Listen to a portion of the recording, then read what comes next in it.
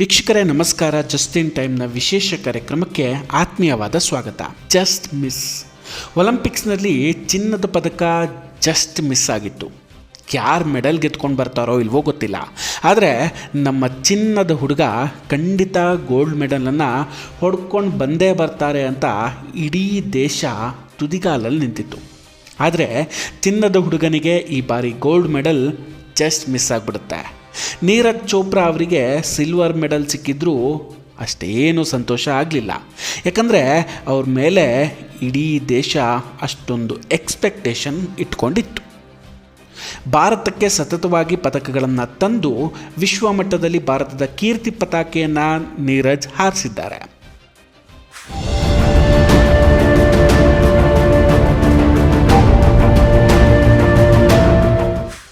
Olympics ಕಡೆಯೇ ಗಮನ ಕೊಡದವರು ಇವತ್ತು ನೀರಜ್ ಚೋಪ್ರಾರಿಂದ ಒಲಿಂಪಿಕ್ಸ್ ನೋಡೋ ಹಾಗಾಗಿದೆ. ಮಧ್ಯರಾತ್ರಿ ಕುಳಿತು ನೀರಜ್ ಚೋಪ್ರಾರ ಜಾವ್ಲಿನ್ ಥ್ರೋವನ್ನು ನೋಡುವಷ್ಟರ ಮಟ್ಟಿಗೆ ನೀರಜ್ ಗಮನ ಸೆಳೆದಿದ್ದಾರೆ. ನೀರಜ್ ಭಾರತದ ಹೆಮ್ಮೆಯ ಪುತ್ರ, ಭಾರತದ ಹೀರೋ. ನೀರಜ್ ಚೋಪ್ರಾ ಈ ಸಾಧನೆಗೆ ಕಾರಣ ಅವ್ರು ಪಟ್ಟಿರುವಂತಹ ಶ್ರಮ, ಅವರಲ್ಲಿರುವಂತಹ ಆ ಹಸಿವು ಎಷ್ಟಿದೆ ಅಂದರೆ ನೀರಜ್ ಈ ಬಾರಿ ಬೆಳ್ಳಿಯ ಪದಕವನ್ನು ಗೆದ್ಕೊಂಡು ಬರ್ತಾರೆ.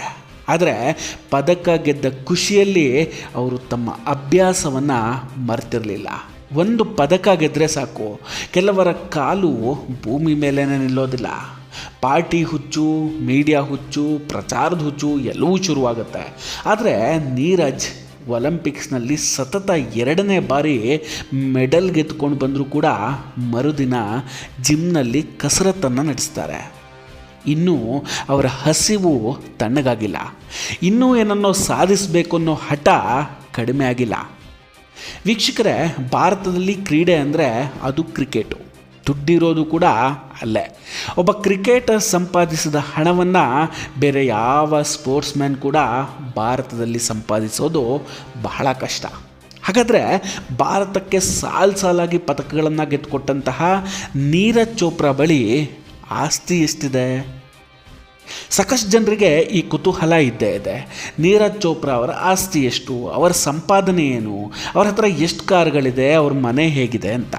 ಈಗ ಅದೆಲ್ಲದಕ್ಕೂ ಉತ್ತರವನ್ನು ಕೊಡ್ತೀವಿ.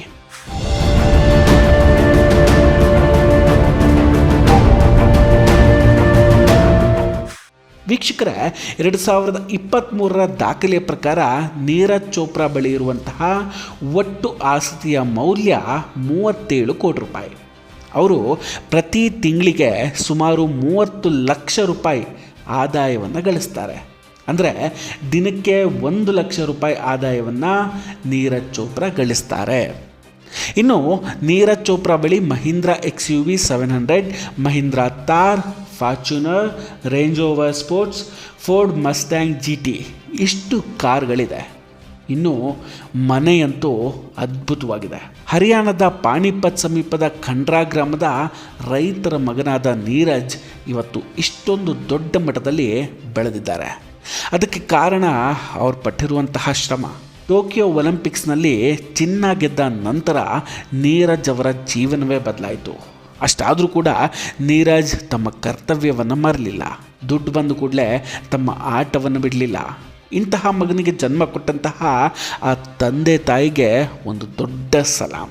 ವೀಕ್ಷಕರೇ, ಇದಾಗಿತ್ತು ಈ ಹೊತ್ತಿನ ಸುದ್ದಿ. ಇನ್ನಷ್ಟು ಇಂತಹ ಸುದ್ದಿಗಳನ್ನು ಜಸ್ಟ್ ಇನ್ ಟೈಮ್ನಲ್ಲಿ ನೋಡಲು ನಮ್ಮ ಚಾನಲನ್ನು ಸಬ್ಸ್ಕ್ರೈಬ್ ಮಾಡಿ. ನಮಸ್ಕಾರ, ಟೇಕ್ ಕೇರ್, ಬಾಯ್ ಬಾಯ್. ಮತ್ತೆ ಭೇಟಿಯಾಗೋಣ.